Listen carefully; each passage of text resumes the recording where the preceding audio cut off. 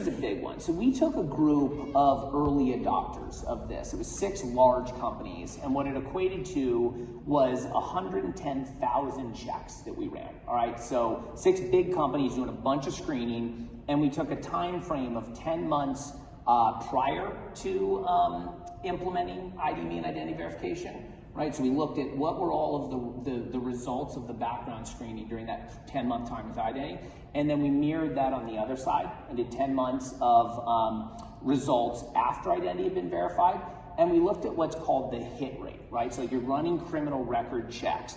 What amount of criminal record checks are you finding, right? Like what's the percentage of records coming back?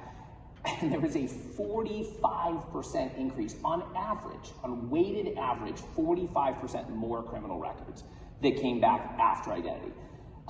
Even for us who knew like this was the whole thesis of like what we were doing, we were shocked that the number was that high.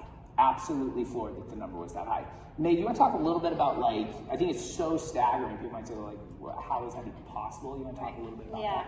Yeah, I mean, it's fascinating. It's a little bit scary at the same time, right? But what it tells us is that we're able to complete that many more verified hits, essentially, right? So without that verified information, you're getting the misspellings, you're getting folks who are potentially bad actors and adding wrong information in there, and so you're missing out on hits that you might want to action and do something with. So I think that's why it goes back to, you know, why identity first and why should it be a part of your trust and safety program. A lot of people don't know that this is a problem, right? And if you were part of the keynote this morning, Josh Wilson's, you know, what problem are you trying to solve?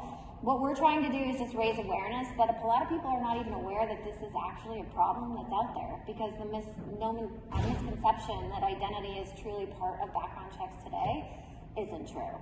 So for us, this was an amazing stat. I know the clients that participated in the early adopter program were very excited about the results that we were able to show to them. Yeah.